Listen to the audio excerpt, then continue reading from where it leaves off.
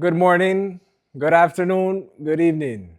This is Tezer Mogas representing East Africa Showcase and our networking events. It's all about these three letters here, EAS, and our Monday program. So, a little bit of an update for you. Let's get into it since I tend to go for longer than necessary. But I'd like to thank each and every one of you for your contributions, not only monetary, but for supporting this from the beginning. And through the screen, I want to thank each and every one of you that thought it was a good idea to do the networking events, even though it's tough work. I'll tell you one thing. Now I understand education, why why it needs so much investment and why labor unions go on strike from time to time every 3 or 4 years. I now understand it because, you know, in teaching, usually you have your curriculum come from the provincial government in the case of Ontario. Here, I'm trying to do presentations and present the presentations. So I'm creating the curriculum, so quote unquote curriculum, while I'm presenting it. And no two networking events are supposed to be the same. So, anyways, more on that later. I want to thank each and every one of you for your contributions and for watching this video, of course. Thank you so much. Okay? I hope you like that effect too. So today, as I'm recording this video, it's actually July 7, 2025.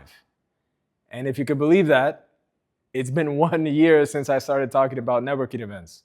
1 year. And I've learned so much in the past year, I can't even begin to tell you. At the beginning, for example, I didn't want to be on camera at all. I wanted, someone else to be on camera, but it turns out it doesn't work that way. Nobody really wants to be on camera. Like at the beginning, I did not want to be on camera for various reasons. But to keep it on a positive note, 1 year anniversary of networking events, and hopefully we have many, many more years to come. Okay? So that's one of the reasons why I'm making this video, because the day I'm making this video is exactly 1 year since we had our first networking event, and 14 great people, talented people that want to improve their lives, I would say, showed up and attended our networking event. Because even this venue, this community center that I'm in, it's not the nicest venue. Just remember one thing: the more expensive or the more luxurious the venue is, the more someone has to pay. So if it's not the organizer paying, it's the audience that's paying, or you have sponsors such as the government of Canada, province of Canada, so on and so forth. And then you also have business sponsors as well. So if something is free, it can't be so great. But to be honest with you, I want to keep it on a positive note. I want to thank the community center. I still don't want to mention the name on the internet, but it's the City of Toronto. The City of Toronto must have at least 100 community centers, and this is the best one. So they offer a reasonable price. I wish they were more accommodative with the time, but you get what you pay for. And you must pay, if you want this for a private event, whether it's a commercial event or a celebratory event, you need to pay. That's what I've learned in that 1 year. Hopefully I'm not blocking your view here.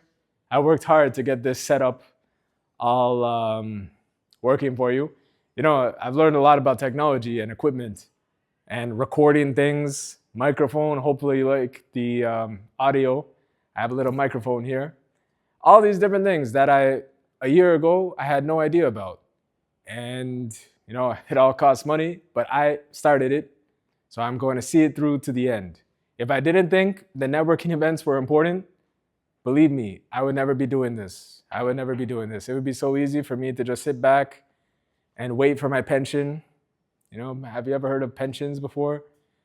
Which is a retention policy. It's to keep you at one employer. And I don't blame any employer for offering a pension. You have to be grateful for your day job. You have to be grateful for all the investment that you made that got you into that day job. Usually it's not your first job, that's your best job that you're going to work in forever. And, I'm very fortunate. I don't want to complain about compensation. I don't want to complain about anything. But everyone knows Canada is experiencing very, very tough economic times with the cost of living crisis about to get worse, because before we had a cost of living crisis in things that you could probably live without, like real estate. You don't need to buy a condo, you don't need to buy a house, you can rent, or you can stay where you are and inherit the house that you're living in, by the way. But I think we all feel it. We all feel it that almost nobody is really satisfied. Life satisfaction in Canada is not where it needs to be. And I think networking events can help with that. I think. Otherwise, I wouldn't be doing this. So hopefully, we're going to keep doing it. And we're going to keep getting better as we go along. We're going to change it up, different content, different presentations. The idea with networking events is that each time you come, each time you make plans to attend a networking event, it's better than your last one and it's different from your last one. The idea of this is informative entertainment, okay? Just remember those two words, informative entertainment. Let's keep going. So, the EAS program will be on the last Monday of every month. What does that mean? The last Monday of every month, usually you have 4 Mondays in a month, sometimes 5, but the last Monday of every month, 8 p.m. at the community center, we are going to be having the event. You might have heard recently we had a little picnic, and I decided to do it at the start of summer because July and August it's too hot. It's too hot. Even myself, I don't really like going out that much unless it's something really special. So I said, most parties that I hear about are usually towards the end of summer. So let's do it at the beginning of summer, Canada Day weekend. Of course, there's going to be a lot of different things, a lot of different events happening as well. But fortunately, we had a great event. I'm going to talk more about that later. But this question came up because I wanted to know the future of networking events. How frequently are we going to do it? So far, we've been doing it every 3 months. So every season, fall season, winter season, summer season, what's the other one? Spring season. I don't think we did one in spring. Yeah, I think I skipped the spring in this year. But all I know is if I keep doing it every 3 months, every quarter, I'm going to give up. I'm going to give up because you get rusty. You get rusty in assembling all these tables. Man, I wish I could show you these tables. And by the way, this is an empty room because I asked my mom to come. She wasn't too interested. She had better things to do. So it's an empty room, but at least it puts me in that mindset of like, one day this room is going to be full of a great audience of people that's willing to learn, that's willing to collaborate. So it puts me in the right mindset. And it gives me the experience of how I want to set up this room. Okay? If you don't mind, I'm going to keep going. Okay? So just remember that the last Monday is going to be monthly. We had the option of weekly, bi-weekly, and monthly. And even myself, to be honest, weekly, I wasn't too keen on weekly. But bi-weekly, I asked the question of bi-weekly every 2 weeks, and there wasn't too much enthusiasm for that. So that kind of surprised me. Every 2 weeks was a little bit too much. So I guess every month is going to be our schedule moving forward. I just submitted the paperwork and the funding to rent this room for the last Monday. Yeah, I have 4 bookings for the fall season because one thing you got to remember is that the community centers, you got to book it 2 months in advance. So this room today, July 7th, I actually booked it on May 9th. Okay, so that's when I was feeling confident that we could do weekly networking events. Clearly that's not happening, but maybe I'll just keep doing more videos in this room for the summer. So this is going to be the summer of videos, okay? Hopefully I stay consistent with it. But yeah, I have some content. I have plenty of content, plenty to talk about. There's so much to talk about. And really, from week to week, your life doesn't change that much. But I think over 2 weeks, different things happen. Things that you don't want to share, things that you don't want to share. Of course, we can talk politics, we can talk government. There's plenty happening there. Most people say don't talk about government. But yeah, every month, I'll definitely have content for every month. And we'll go from there. If there's demand, then I will supply the networking events to the people. This is for the people, by the people. Okay? Just remember that. So let's go to the next slide. A few updates on East Africa Showcase. So this is an update video. I'm gonna give you some of my thoughts, some of my reflection on the 1-year anniversary. Is that okay with you? Do we understand each other through the screen? I can't hear you, but I hope we understand each other. So let's keep going. Now, whenever you start posting on the internet, you start getting emails and you start getting messages. This is why I don't do comments, because comment section on whatever platform it is, whether it's YouTube, whether it's Instagram, whether it's TikTok, most of the time it's from people overseas. So they're not going to be attending the networking event. It's 8 o'clock.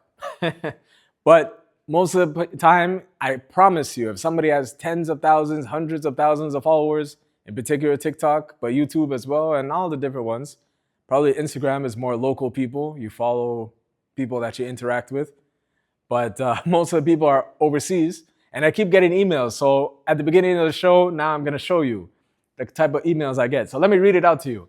It says, Virat Singh, send. That's the subject line, okay? Send, question mark, question mark, question mark.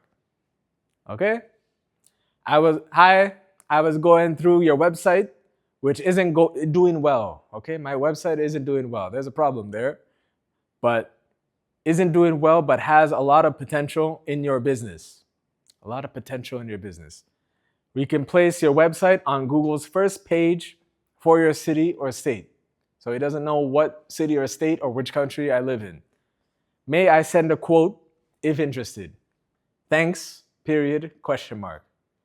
Okay, does this seem legitimate? First of all, I don't even have a website. Number one, I don't have a website. It's all social media because I don't want to pay those fees and domain fees and so on and so forth. Maybe one day we will get a website, but not yet. So I don't even have a website, and he's talking to me about a website, and he doesn't know where I live. So this is somebody that doesn't know my personal situation, and he put a real name there, so I guess I might believe him. Virat Singh, may I send a quote? Never respond to these kind of emails, okay? Even, you don't have to be a business person to receive these kind of emails. But if someone's really looking to do business, they'll mention you by name, they'll keep it short and sweet, or they'll call you. Generally speaking, people are not looking to do business in Toronto, so I don't really expect much. But yeah, another day, another scam. And I have a long, long list of these, so I'm going to keep supplying them to you. So for those that didn't receive the memo, there was a picnic on June 28th, 2025. I call it the EAS picnic. Which one do you like more? You like EAS or you like EAS? Let me know. And it was a labor of love, okay? It was a labor of love. By the way, this is the first picnic I've ever been involved with, to tell you the truth. It's the first picnic I've ever been involved with. And it was a labor of love, really. If you're asking about money, to be honest, I didn't raise too much money. I had more expenses than revenues. And that doesn't bother me, okay? That doesn't bother me. It was up to me to ask people to donate. I didn't have the courage to do that. And to be honest, let me show you something. Let me show you something. Because I brought it with me. Here we go. Hopefully you can see this on the screen. It says EAS networking events, requesting $10 donation, pay in cash, okay? The reason I have this huge heavy thing and I'm lugging it everywhere is to give people the option to pay cash, because some people don't want to use e-transfer or don't have e-transfer or whatever. They don't trust it. Or use Interact e-transfer, eastoronto@icloud.com. Okay, so that's the first page. This is the second page. Hopefully you can see it. Donation box, okay? Made by yours truly. And the whole reason, everything I find in this box goes towards renting the room, okay? Sometimes there's nothing in the box. So then on those days, I feel like, why did I even bring this box? But here's the donation box. If you're watching this video, consider donating when you attend. If you don't attend, don't donate. Okay, are you listening? If you do not attend, do not donate. I wish I had the manpower. I wish I had somebody to like broadcast this live. And on YouTube, I wish I could broadcast it live, but hopefully one day we'll be able to do that. You need 50 subscribers. So until I reach that point, and then even then, who is going to record me? That's another question. But unless you attend, do not donate, okay? But if you do donate, please consider donating, okay? That's my pitch. And that is to fund our operations, okay? Let me stop carrying this now.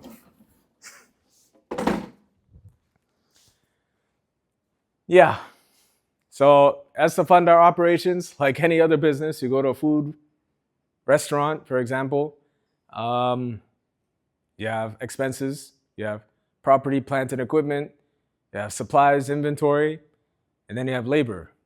So after all those expenses, labor meaning work that you don't do yourself, work that you outsource to somebody else. And of course, you have taxes on top of that. But yeah, once you subtract all those taxes, then you start talking about how much is left for Tesla Mogas. But if the expenses are greater than the revenue, then guess what? You have nothing. That's economics 101. And that is my pitch. In order to fund and do more networking events, better venues, more frequency, more accessibility if you can't make it. Because, yeah, I was in Brampton recently, and it took at least 1 hour, at least probably closer to 90 minutes, but let's call it an hour to get to Sandalwood Parkway. And it's like, man, traversing this region, the greater Toronto area is like, it is a mission doing anything. You'll spend more time traveling than you will in this room. And I get that. So that is a challenge that really I don't have the answer to. I don't have the answer of how to get people in one location. Originally at the beginning, a year ago, I was supposed to be talking about a picnic. But a year ago, I was thinking about doing the networking event in different locations because there are different community centers, and most community centers have multi-purpose rooms that you can rent out, but not all of them have TVs. This is property of the community center, okay? But not all of them have it. So the ones that are cheaper generally don't have televisions, and if you're doing a presentation, there has to be something on the screen. I work so hard on these presentations. I don't use PowerPoint, I use Apple Keynote, and it takes some getting used to, but at least you can control it on your phone. So that's what I'm doing here. And let me go into some of the lessons learned, because it was not all perfect. It's very hard to organize a picnic and enjoy it at the same time, especially when there are kids that want to spend all the time with you. So you can't really enjoy it, but hey, give them the benefit of the doubt. Let them have a great time. You know, they worked hard in school, I guess. So that was a little bit of a reward for them, for the kids that came. But, hold on. The first lesson is that you really don't need to start at 1 p.m. 1 p.m. is really not necessary. In order to set up the tables, that's when you should aim to target 1 a.m. or earlier for the people that will be involved with setting up the tables. But in terms of guests, really 3 p.m. or later. The sweet spot is between 3 p.m. and 7 p.m. And I'll get into that in the next slide, because it's basically lights out. You can't see anything past 7:30 p.m. Definitely by 8, you won't be able to see anything. And that's a problem. That's a problem because you have no visibility after 8 p.m. And that means things get lost or things get stolen. And I actually had that experience.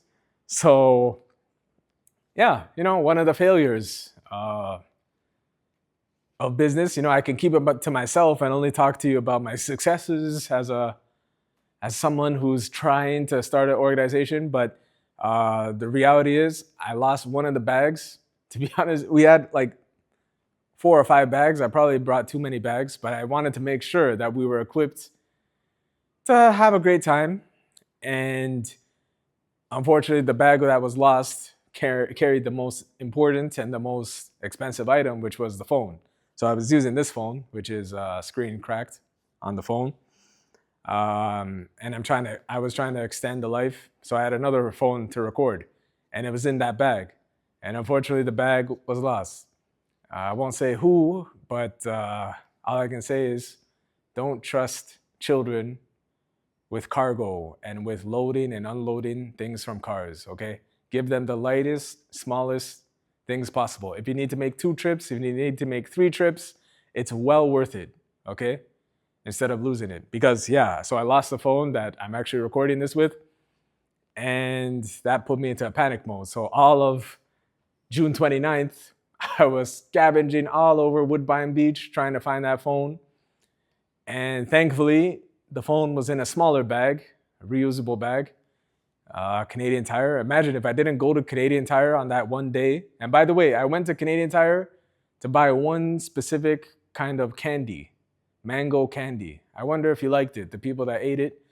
But I went there specifically for that. That was the only reason I went to Canadian Tire. But if I didn't go to Canadian Tire, I wouldn't have had that small bag.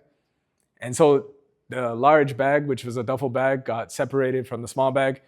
And long story short, the small bag was left under the bench, and the gym bag and the microphone, I had a megaphone, that was stolen. Stolen, or maybe it's still at the beach somewhere, but I haven't gone back to check. But the person that found the phone, I managed to put it in lock or lost mode, and I put my phone number there, hoping, praying, literally praying that someone would call me, and thankfully he did. The name was Thomas, and he's a regular at the beach, okay? He was talking about Ashbridges Bay and all these different things, and I thought he wanted some money for it, and he said, I'm a man, so I'm just gonna give it to you, you don't need to give anything. And I ended up going back there, June 29th in the evening, and I gave him $20 and he gave me the phone. So thankfully, I recovered the phone. And that is probably the most disappointing part of the whole thing for me, but it was caused by me. The logistics, yeah, it's a tough thing. It's really a tough thing. And it all could have been avoided if I just put the phone in the car. And that was a simple solution once you're done recording the footage, which, by the way, I remember asking people, are you okay with being on camera? Because I respect people, okay? Customer service is all about respect. If you don't respect and accept that someone doesn't want to be on camera, guess what? You're not gonna have any customers, you're not gonna have any clients, whatever you wanna call it, consumers. Otherwise, why are you doing it for? If you lose the people that are coming now, how are you gonna get more people to show up later on? So I asked people, so guess what? Most of the footage I actually didn't upload on the picnic. I think I uploaded one video talking about Mahatam. Hopefully she's okay with that. Yeah, she says she's okay with being on camera, but I respect that. And I think I mentioned when I started this, I didn't want to be on camera at all, mostly for my job. But we don't intend to do anything bad here.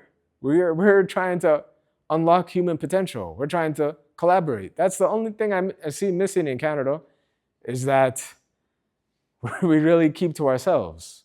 And I myself am guilty of this for most of my life. I've been alive a couple of decades, maybe, yeah, I'm actually in the age now where I don't want to disclose my age. I never thought. I was so young. I was used to being the youngest. I was so proud. I'm 21 years old. I'm working in a hospital. I'm doing this. I'm doing that. I can drive a car. I'm this. I live on my own. And now, once your age starts with the number 3, you don't want to talk about your age. But anyways, back to the collaboration part. Where are you going to collaborate? If everyone is spending all their time on their devices and talking to the people that they grew up with, which I have no problem with, where are you going to make the new connections? Where are you going to find the new people that are going to help you find the next opportunity, whether directly or indirectly? So that's the whole purpose with networking events. But when somebody says no camera, I don't want to be uploaded on the internet, I respect that, okay? I respect that. And so, yeah, most of the footage I didn't even upload. But guess what? If the phone was lost, all that work we would have done recording would have been out the window anyways. I would have never recovered it. But thankfully, I got the call, and I gave him $20, I think. Yeah, just out of the kindness of my heart. And he was happy about that. He probably was going to buy cigarettes with it, but that's his choice. That's his choice. He did the right thing. He called me back. He could have sold it on the internet.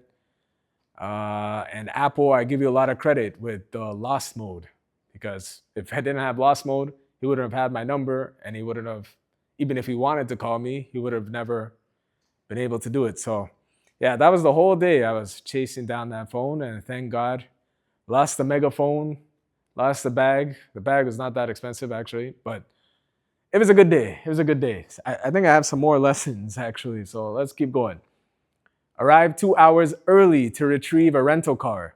So I don't know if everyone knows this, but I did rent a car on that day because I knew I was going to have more cargo and more people. So 7-seater, by the way, includes the driver.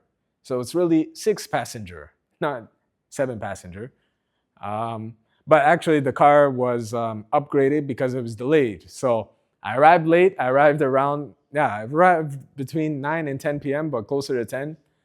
And the car I was going to rent was taken by someone else, standard crossover SUV, 7-passenger. And yeah, so I had to wait. And even then, before I got to the customer service representative, who was understaffed, the other guy went on vacation. It was supposed to be 2 people and it was 1 person. And so it was a 2-hour wait from 9 a.m. 2 hours. Yeah, and then once you check in, you gotta wait for the car. The car was, they wanted to give me a Toyota Sienna, which is a minivan. And I said, there's no way I'm going for a crossover SUV. I paid for crossover SUV, you gotta give me SUV. And I was very adamant on that.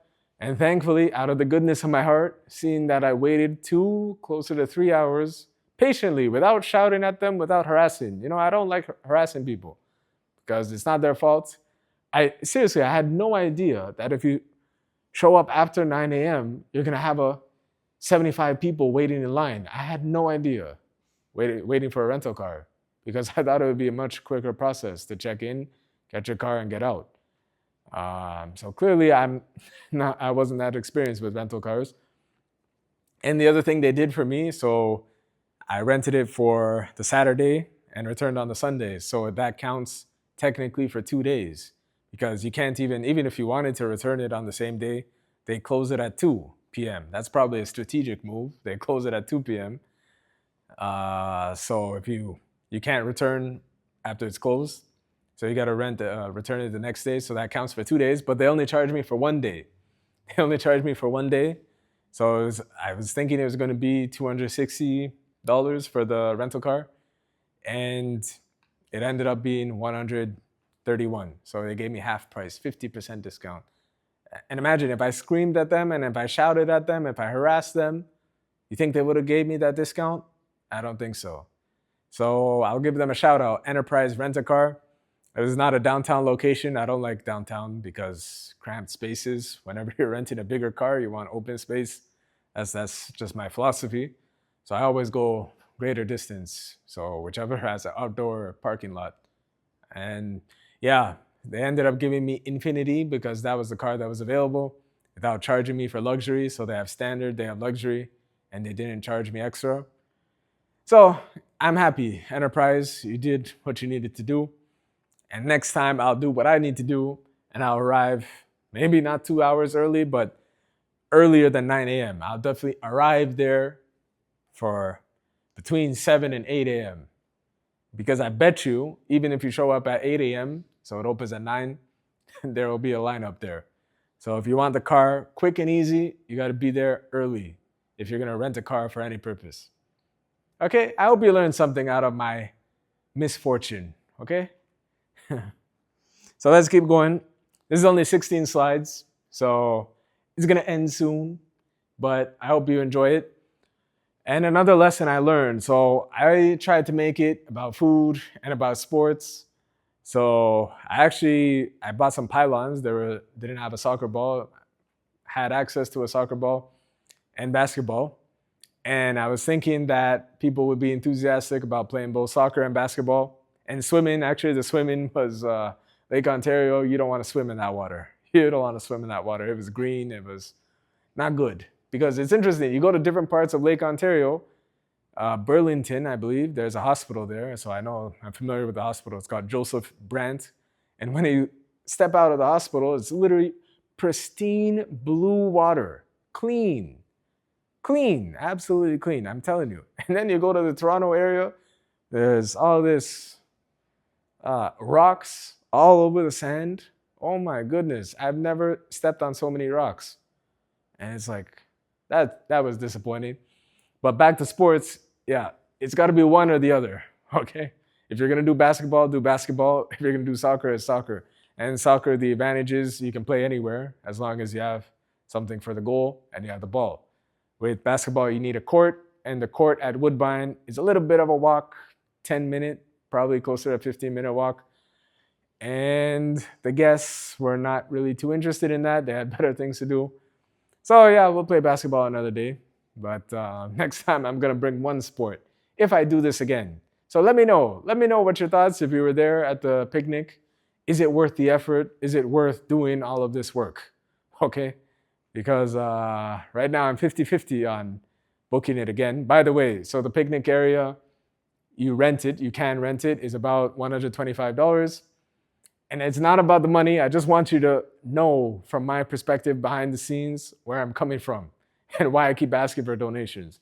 So 125, and I decided to rent the car because my Mazda, it's not gonna fit all that cargo. There's no way. I don't want to break the car. Spending $100 or $200, $200 or $300 is a lot better than spending $3,000, $4,000, $5,000, $10,000 on repairs. So I'm okay with that. But yeah, the trick with the picnic area is that you got to book it 3 months in advance. Don't think that you want to rent it out for this weekend and then you're going to rent it today, same week or same month. No way. It's even if you try to book it a month before, it's fully online, by the way. So it's not like the community centers where you have to talk to the manager or you have to talk to the supervisor or something like that.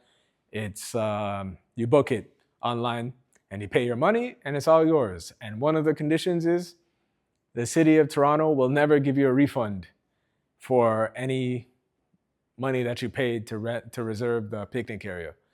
And apparently there are actually 5 picnic areas. There's one picnic area 5. That one is huge. I don't think anyone is going to rent that because you can fit 100 people there. But yeah, there were some people sitting there, and unfortunately, yeah, because we arrived in the afternoon, we had to tell them to leave, and that was a tough thing. But I said I reserved it for a reason. I don't like sitting on grass.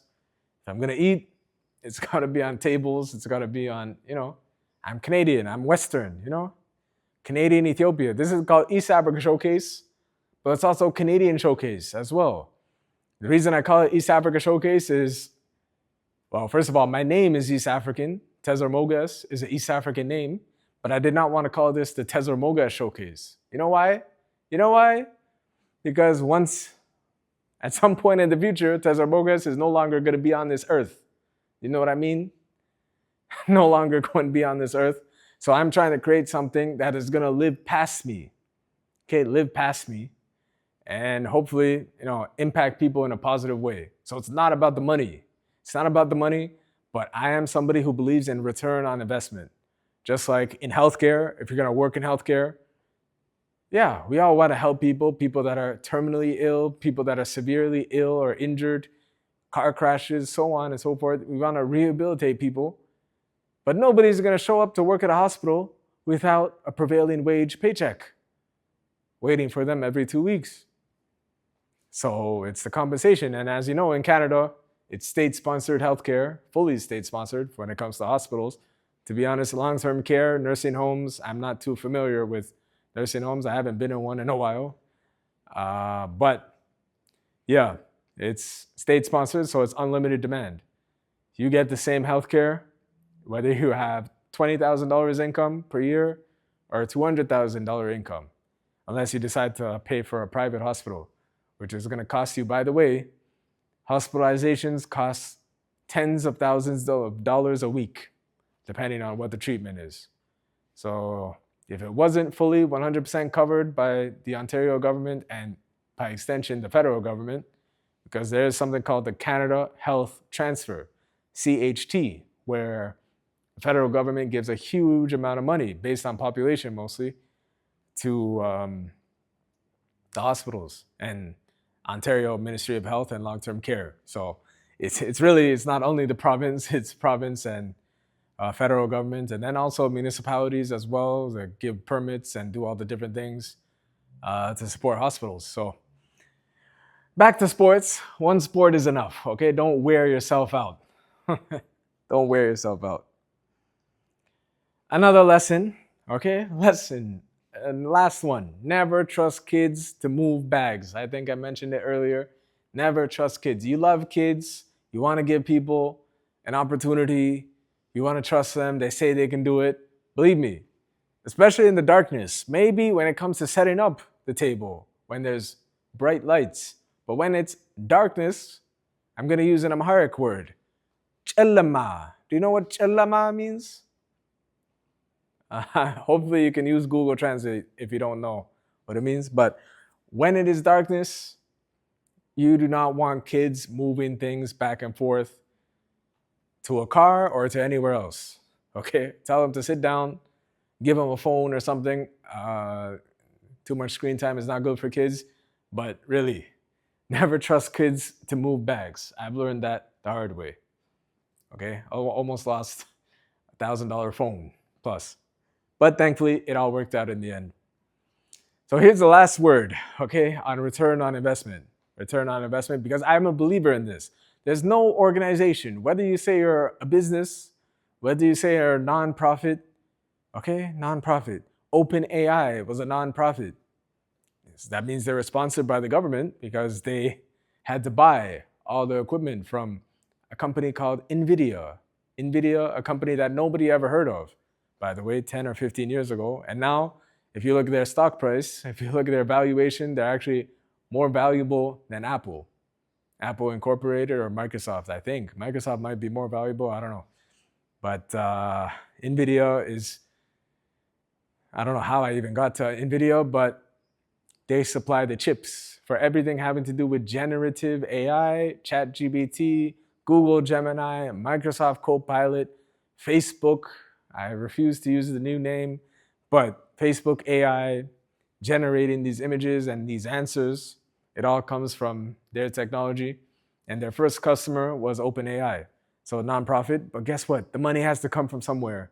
And if it's not coming from your audience, your clients, then it must be coming from your sponsors. But if I wait for the Ontario government or any government, City of Toronto, Olivia Chow, to fund networking events, by then I'll be in my 50s or 60s, okay? I'll really, it'll take forever.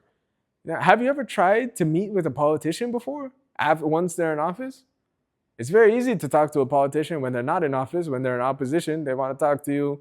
They want to use you as, post you on the internet and say, oh, we're concerned residents and we don't like the Ford government, for example. We want to save Ontario Science Centre, whatever it might be. But once they get elected, believe me, they do not want to talk about your ideas, okay? Once you get elected, your job is to get reelected again. Getting reelected again means you look at who donated to your campaign last time and you see what they're asking for. You have closed door meetings. You say, what do you want? Are you an oil and gas person? Do you want more oil? Do you want more distribution systems for oil and gas? We just went through 10 years of Justin Trudeau. He was the environmentalist prime minister. I'm not hating on the guy. But he was a different kind of a guy. He was funding all sorts of groups, all sorts of nonprofits. This federal government now, Carney has said that he's not going to be as generous with funding different nonprofits that, by the way, are very profitable. Okay, if you look at the executives and you look at how much funding they received in terms of personal funding, believe me, they are profitable. Okay, it's 8:30. We're gonna wrap this up. But return on investment is everything. ROIs. You can say you want to help people. You can say you want to do this, you do that. But unless you're getting something in return, something tangible that you can use for your own personal expenses to live the life that you want to live, there's no point. Eventually, you'll run out of gas. Okay? You'll run out of gas means you run out of money. So, people might say I'm money minded. Man, at this point, I just got to tell you the truth. I'm the most honest and one of the most honest and accessible people you'll ever meet in your life. Okay, that's Cesar Mogas. But the reason I asked for a $10 donation is that if everyone donates $10 each, nobody has to go above, nobody has to go below. It's all equal, equalizing. I believe in that, equalizing, so nobody has to do more or less. Do I think that's going to happen? Do I think everyone that attends a networking event is going to pay the $10? No way. It's hard enough to get people to come here when it's free. It's much hard. It's hard enough to do that. So, I mean, if you put a fee, first of all, I can't enforce it, number one. I would have to have like a security guard at the front, and I'd have to pay that security guard. By the way, we're talking $500 to $1,000 for one security guard per event. So what do you think? You think that's good for profitability? I don't think so. And that's actually not the biggest problem. Security is not the biggest problem. The problem is if you charge a fee, this room is going to be empty. Just like it is today, it's going to be empty, completely empty. So if we want people to show up, it's got to be free. So eventually, I hope people will recognize the value and want this to keep going. And, just pay what you can. Pay what you can. If $10 causes you to go bankrupt, then yes, I agree, stay home. $10. You can't even get Chipotle for $10, less than $10. But okay, that's enough on that. ROI, I think I have a little bit more. You must measure your costs and your benefits, that should say. Costs and benefit. People only buy what they need. And that's true. That's why food is probably the most common business. It's an oversaturated market. And, people need to eat. Of course, that's true.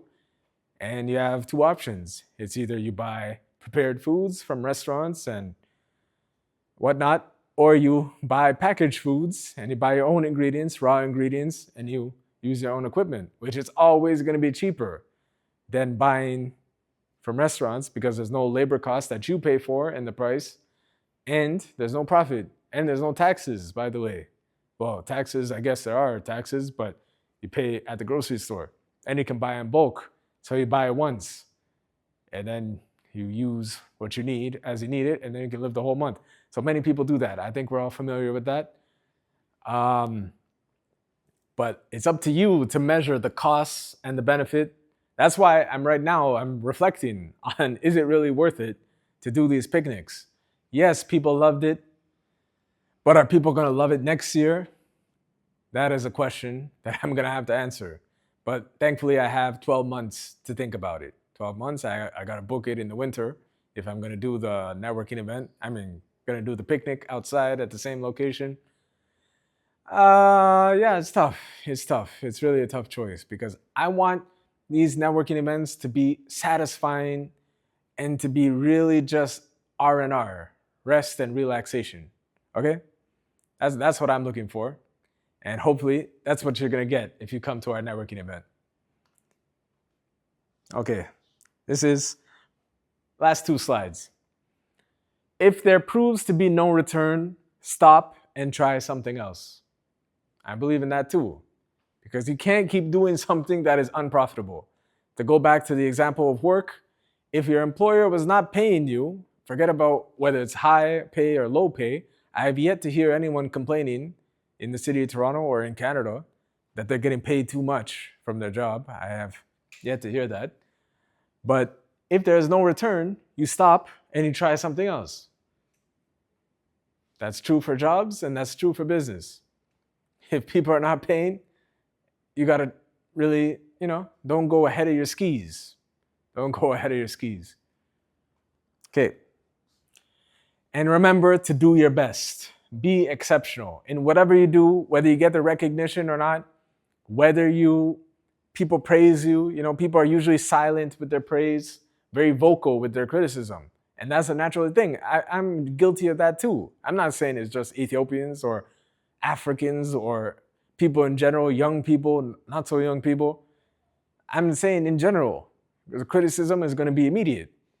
It's like if you're driving. If you're an unsafe driver, you're going to hear it from your passengers. If you're a great driver, it's going to be peace and quiet. You're going to be looking out the window. And just remember to appreciate every moment. What keeps me going with this is just the potential to do more, and the fact that anytime that I have anything to do with the networking event, I wish I could show you this room. It's completely empty. It's just me and the cameras and the computers and that donation box I showed you. So it's just an empty room. But I never wake up and I never say, I don't want to do this. I never say I don't want to do this.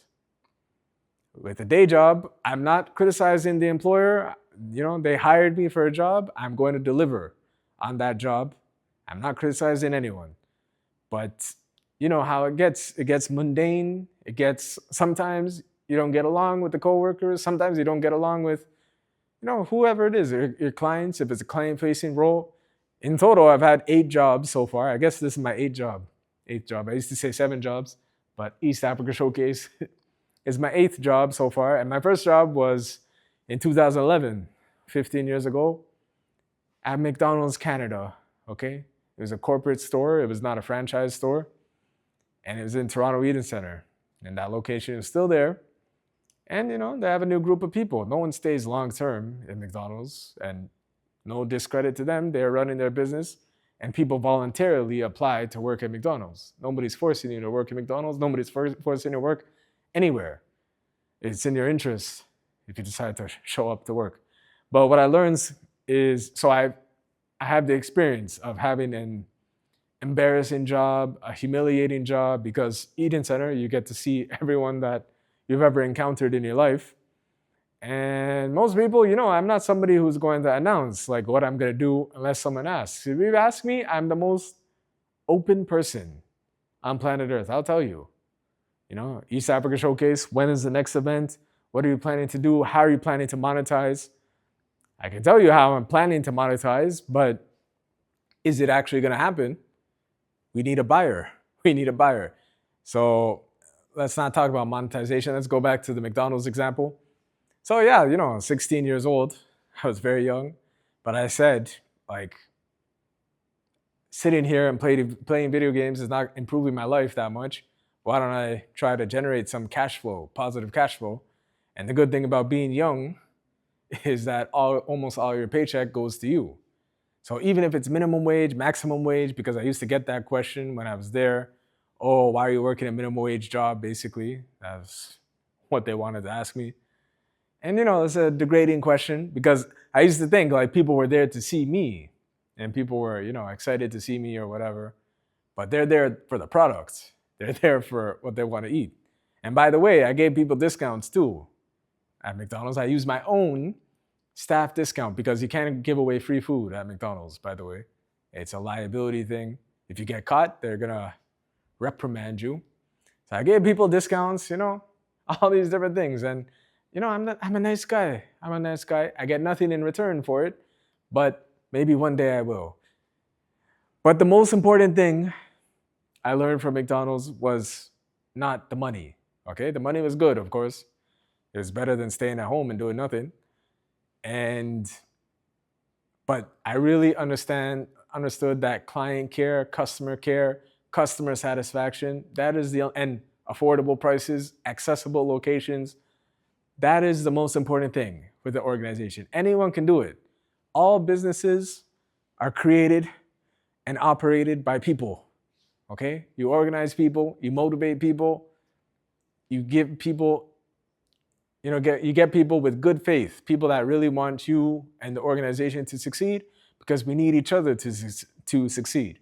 And your organization, business, firm, should want your clients to succeed. Because guess what? If they don't feel that they're getting great value for money, if they don't think that they're getting experiential value, they're not satisfied, you'll never see them again. But I hope to see you again at the next networking event and the next video, because I have a couple more videos coming up this summer for you. So I hope you enjoyed this one. I hope everything goes well with the camera. I've never done this before. But This is Tezro Moges signing off.